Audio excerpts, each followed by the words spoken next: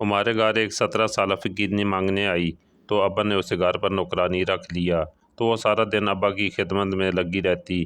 جیسی رات ہوتی تو ابا کو دبانے چلی جاتی اور جب باہر آتی تو اس کی آنکھیں آنسوؤں سے بھیگی ہوتی۔ ایک دن میں نے اس سے وجہ پوچھی تو کہنے لگی، باجی میں آپ کو کچھ بتا نہیں سکتی، آپ خود آج رات میری جگہ انہیں دبانے چلی جانا۔ میں نے رات کو بجلی کا مین سوئچ بند کیا اور ابا کے کمرے میں گئی تو میرے رونگٹے کھڑے ہو گئے، کیونکہ وہاں تو میری شادی کو کچھ ہی عرصہ گزرا تھا۔ میرے سسرال میں صرف میرے سسر اور شوہر تھے۔ ساس کا کافی عرصہ پہلے انتقال ہو چکا تھا۔ ایک روز میں گھر کی صفائی کر رہی تھی کہ دروازے پر دستک ہوئی۔ میں نے دروازے پر جا کر پوچھا تو ایک 17 سالہ لڑکی بھیک مانگنے آئی ہوئی تھی۔ میں نے اپنے پرس سے چند نوٹ نکال کر اس کی ہتھیلی میں تھما دیے، جس پر وہ مجھے دیکھنے لگی۔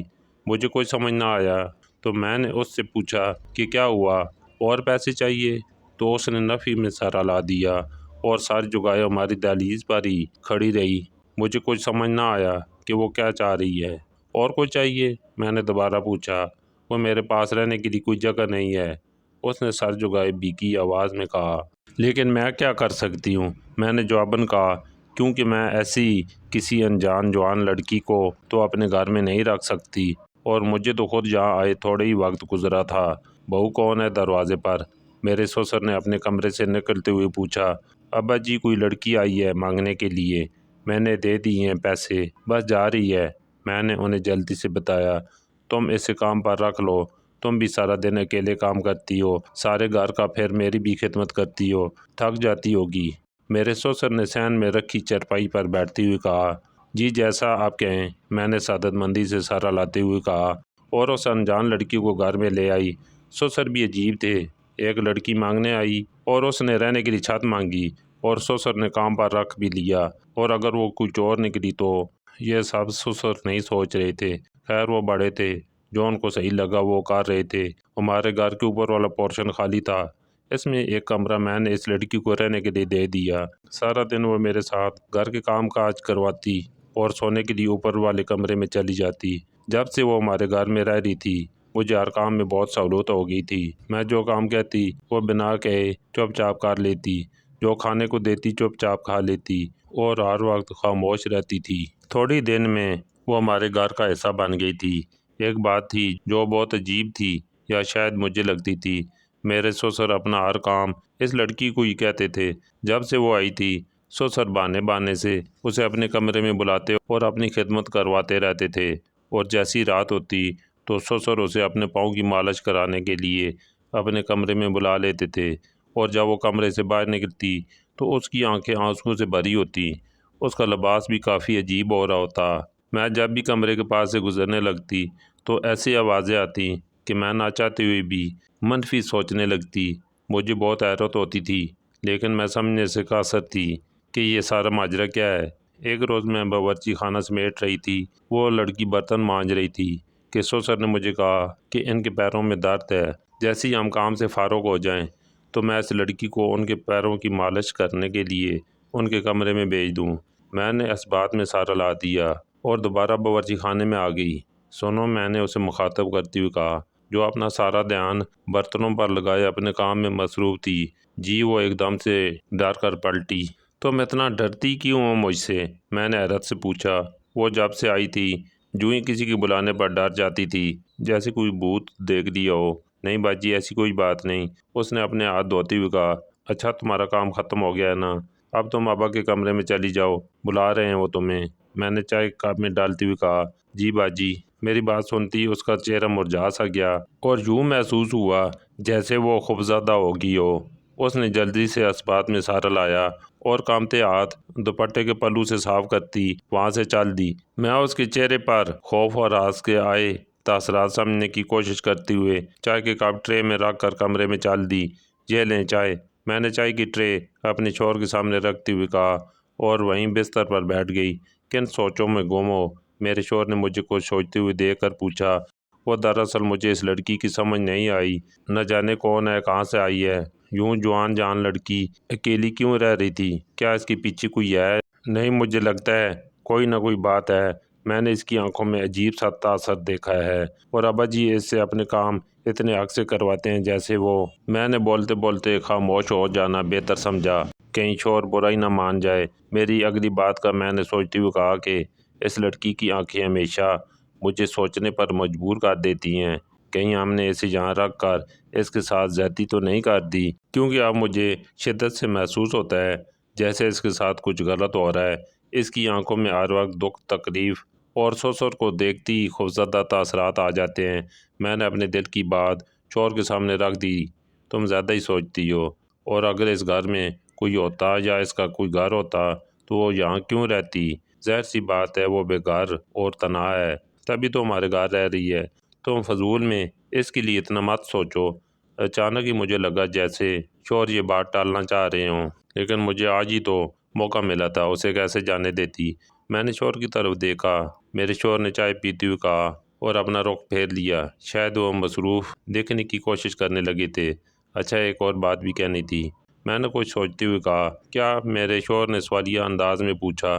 آپ برا مت ماننا، آپ تو گھر پر نہیں ہوتے، میں سارا دن گھر میں ہوتی ہوں، اس لیے آپ سے زیادہ باریکی سے یہ سب نوٹ کرتی رہتی ہوں۔ میں نے کہنے سے پہلے اچھی خاصی تہمید باندھی تھی، وہ مجھے ابا جی کا رویہ اس کے ساتھ کچھ ٹھیک نہیں لگتا۔ میں نے ہچکچاتے ہوئے کہا، کیوں ابا جی نے غصہ کیا ہے کیا اس پر؟ میرے شوہر نے حیرانگی سے پوچھا۔ نہیں، دراصل بات یہ نہیں ہے، جب سے وہ لڑکی آئی ہے ابا جی اپنے سارے کام اسی سے کرواتے ہیں۔ پہلے تو میں ہی کرتی تھی نا، لیکن اب میں کرنے لگوں تو ابا جی منع کر دیتے ہیں اور کہتے ہیں کہ میں ان کے سارے کام اس لڑکی سے کروایا کروں۔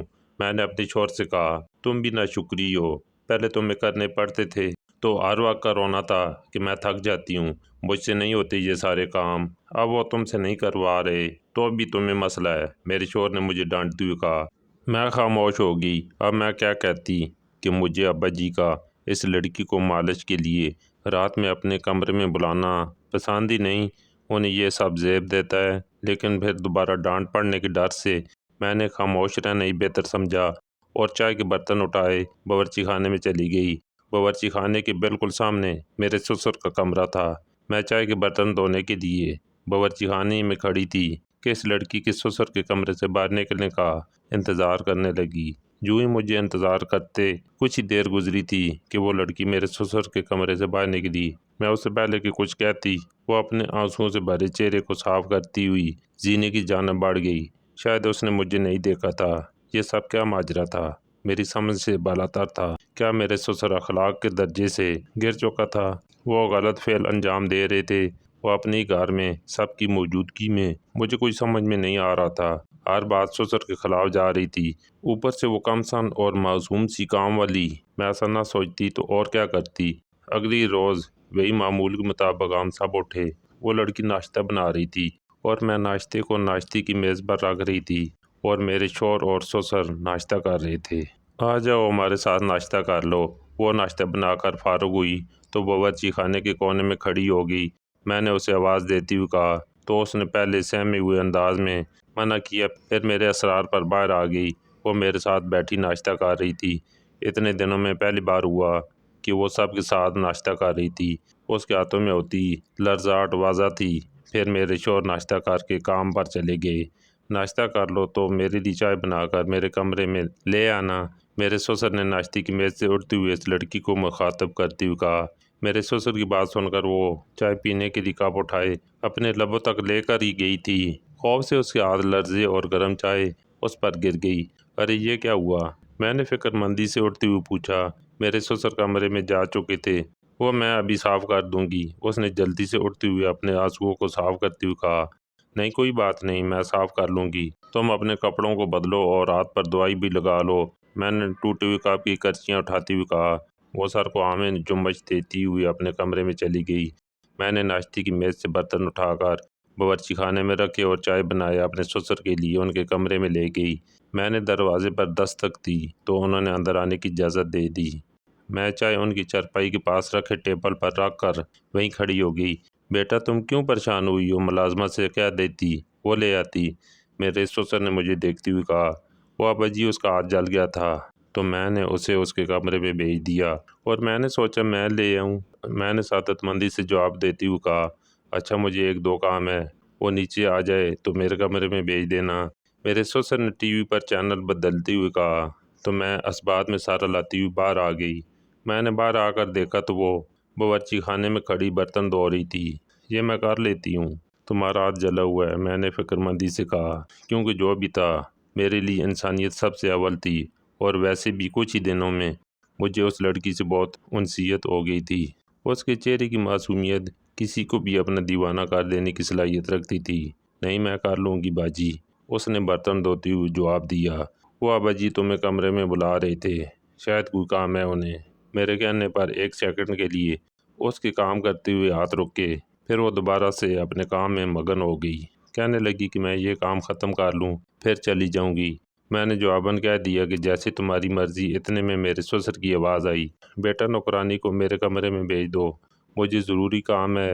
وہ باورچی خانے کے باہر کھڑے کہہ رہے تھے، شاید انہوں نے ہماری باتیں سن لی تھیں۔ میں کچھ کہتی اس سے پہلے وہ ڈری سہمی سی اپنے ہاتھ صاف کرتی میرے سسر کے پیچھے چل دی۔ مجھے میرے سسر کی سمجھ نہیں آتی تھی، بھلا انہیں سارا دن کون سے کام ہوتے تھے۔ اس لڑکی سے میں نے نوٹ کیا تھا جتنا وہ سسر سے کتراتی تھی، میرے سسر اتنے ہی اسے اپنے کاموں میں الجھائے رکھتے تھے۔ خیر میں اپنا سر جھٹکتی باورچی خانے کی صفائی کرنے لگ گئی۔ کافی دیر بعد وہ میرے سسر کے کمرے سے باہر نکلی تھی، ہمیشہ کی طرح آنکھوں میں نمی تیر رہی تھی۔ میں صحن میں رکھی چارپائی پر بیٹھی ہوئی تھی۔ ادھر آؤ، میں نے اس کو ابا جی کے کمرے سے نکلتے ہوئے دیکھ کر اپنے پاس بلایا۔ جی باجی کہیں؟ اس نے نظریں جھکائے پوچھا۔ کیا کہہ رہے تھے ابا جی؟ میں نے اسے جانچتی نظروں سے دیکھتے ہوئے پوچھا۔ وہ ان کے کپڑوں کی الماری صاف کرنی تھی، اس نے جواباً کہا، اور جوں ہی پلٹنے لگی میری آواز پر اس کے قدم رکے۔ تمہارے چہرے پر یہ لال نشان کیسا ہے؟ میں نے حیرت سے پوچھا۔ وہ میں نے الماری کے اوپر سے جالے ہٹا رہی تھی تو گر گئی تھی، اس نے گھبرائے ہوئے جواب دیا۔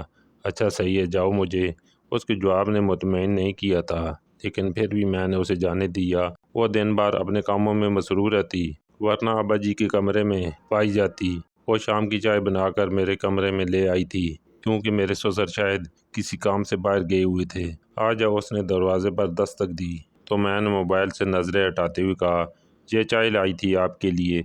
اس نے چائے کی ٹرے تھامے ہوئے کہا، اچھا یہیں رکھ دو۔ میں نے مصروف سے انداز میں کہا، جی صحیح۔ اس نے چائے کی ٹرے میرے پاس رکھتے ہوئے کہا، یہ دوسری چائے کا کیا کروں؟ اس نے پوچھا، کیوں ابا جی نہیں ہیں کیا؟ میں نے سوالیہ انداز میں پوچھا۔ نہیں، اس نے مختصر سا جواب دیا، تم پی لو، بلکہ یہیں میرے پاس بیٹھ جاؤ، دونوں باتیں کرتے ہوئے چائے پئیں گے آج۔ میں نے موبائل کو سائیڈ میں رکھتے ہوئے کہا تو وہ مسکرا دی اور میرے پاس بیٹھ گئی۔ آپ کس سے باتیں کر رہی تھی؟ اتنی خوش ہو کر اس نے مجھ سے پوچھا۔ میری امی تھی، میں نے مسکراتے ہوئے کہا۔ اچھا جی، اس کے چہرے پر اداسی چھا گئی۔ کیا ہوا؟ میں نے حیرت سے پوچھا۔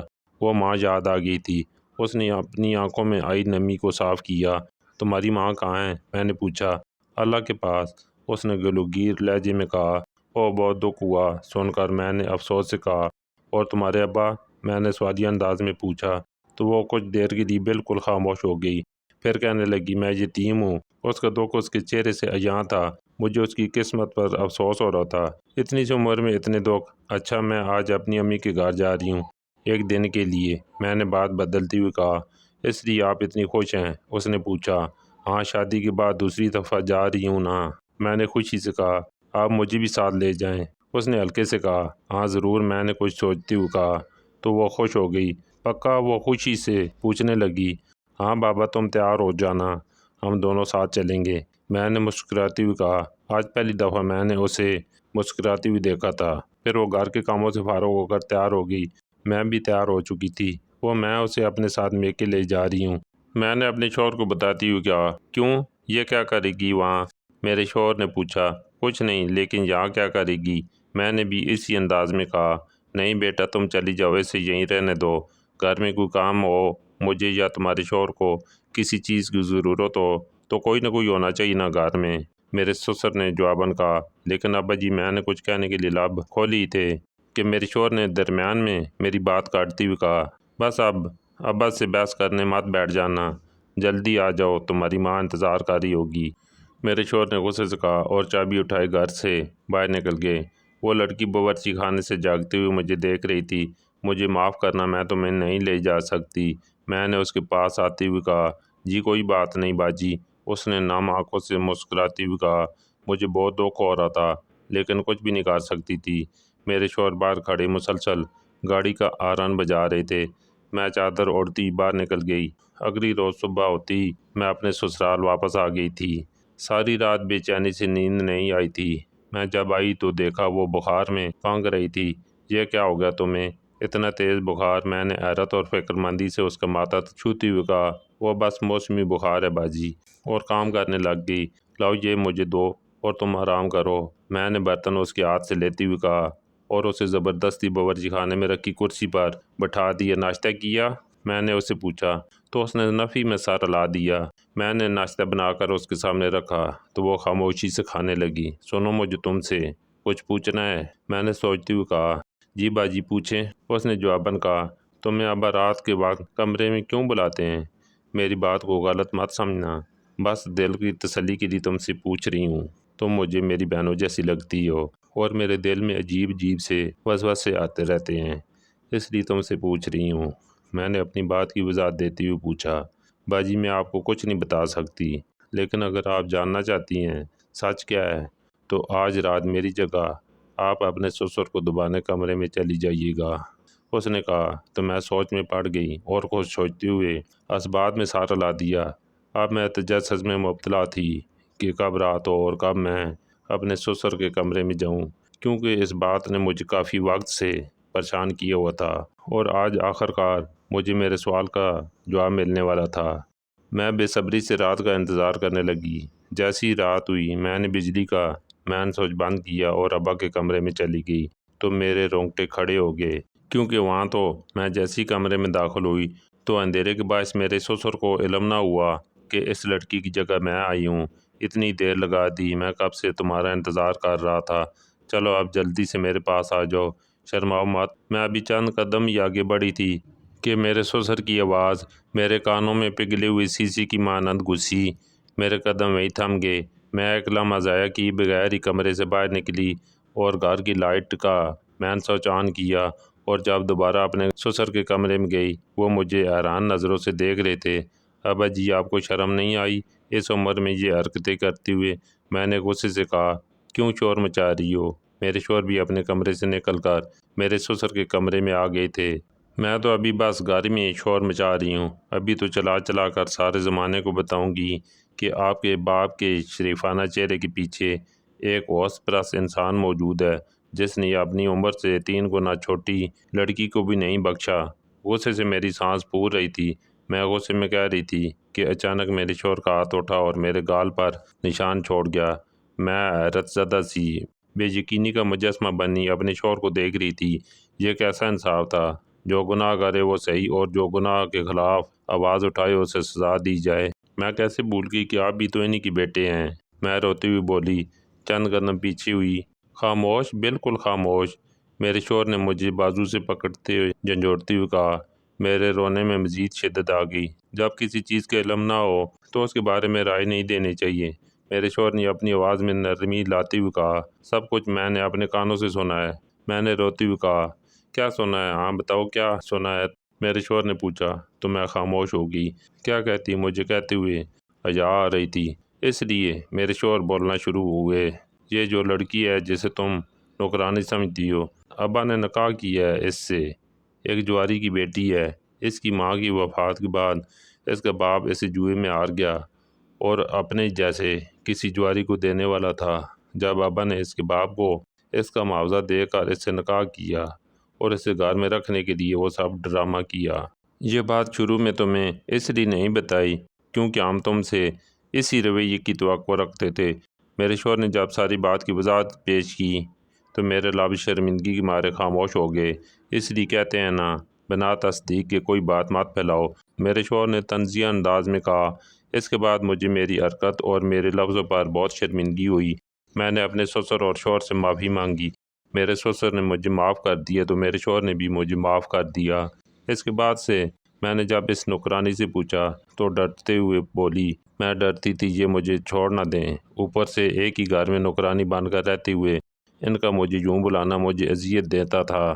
میں جانتی تھی آپ کیا سوچتی ہیں، لیکن میں سچ میں نہیں بتا سکتی تھی، ورنہ میرا یہ واحد اشیانہ بھی چھین نہ جاتا۔ وہ خاموش ہو گئی، لیکن میں شک کی گہری کھائی میں گرتے اپنی سوجھ بوجھی مفلوج کار بیٹھی تھی۔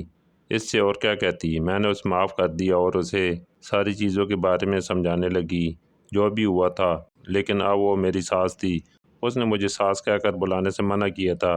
وہ چاہتی تھی میں اس کے ساتھ بہنوں کی طرح رہوں۔ سسر بھی اس سے محبت سے پیش آتے تھے۔ سسر نے تو خدا ترس کھا کر اس سے شادی کی تھی، اور میں نہ جانے کیا سوچ بیٹھی تھی۔ وہ لڑکی کافی حساس تھی، بات بات پر ڈرنے لگتی تھی۔ شاید اس کے باپ نے اس کی یہ حالت کر دی تھی۔ ہم نے اس کے اندر سے ہر ڈر اور خوف نکال دیا تھا۔ اب وہ سسر کے ساتھ خوش تھی۔ اس میں اعتماد آ چکا تھا۔ ہمیں لوگوں کی باتوں کی کوئی پرواہ نہ تھی، جو سسر پر انگلی اٹھاتے تھے کہ اس نے اتنی کم سن لڑکی سے بیاہ رچا لیا ہے۔ ہمارا ماننا تھا سسر نے کوئی غلط کام نہیں کیا۔ ساس وفات پا چکی تھی، ایسے ہی میں ان کو بھی سارے کی ضرورت تھی، اور اس لڑکی کو بھی ان دونوں نے مل کر ایک دوسرے کو مکمل کر دیا تھا۔ ہم نہ صرف مطمئن تھے بلکہ خوش بھی تھے۔ اگر نیکی کا کام کرتے ہیں تو پھر اس پر ڈٹ کر رہنے کی ہمت بھی رکھنی چاہیے، جیسے سسر نے کیا تھا۔ انہوں نے اپنی بیوی کا پردہ اپنی بہو سے بھی رکھا تھا کہ میں اسے غلط نہ سمجھوں، اور جب سچ کا پتہ چل گیا تو مجھے تاکید کی کہ یہ بات کسی کو پتہ نہ چلے کہ اس کے گھر کے کیا حالات تھے۔ بس سبھی کو یہ بتایا گیا کہ سسر نے شادی کر دی ہے۔ آدھا سچ واقعہ پورے جھوٹ سے زیادہ خطرناک ہے، اس لیے پہلے سارا سچ جانیں اور پھر اپنی رائے قائم کریں۔ سسر نے جو کیا وہ صحیح تھا، یا ان کو کسی اور معاملے میں نہیں پڑنا چاہیے تھا؟ میں نے سسر پر شک کرتے جو الزام لگایا تھا، کیا میں صحیح تھی؟ سب نے مجھے معاف کر کے صحیح کیا، یا مجھے میری ماں کے گھر بھجوا دینا چاہیے تھا؟ اگر آپ میری جگہ ہوتے تو کیا کرتے؟